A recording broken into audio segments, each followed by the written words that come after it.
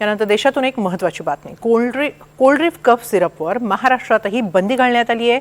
विषारी cough syrup जीवघेणं ठरलंय। 14 चिमुकल्यांच्या मृत्यूनंतर प्रशासन अलर्ट मोडवर आलंय। त्यानंतर आता देशभरातच प्रशासनानं छापेमारी सुरू केली आहे। या अंतर्गत महाराष्ट्रासह 5 राज्यात या विषारी कफ सिरपवर आता बंदी घालण्यात आली आहे।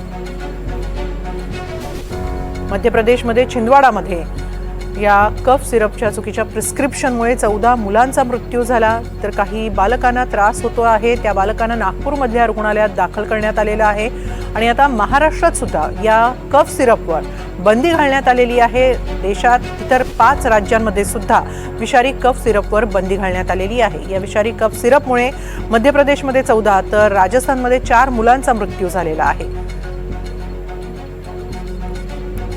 या संदर्भातला एक स्पेशल रिपोर्ट पाहूया।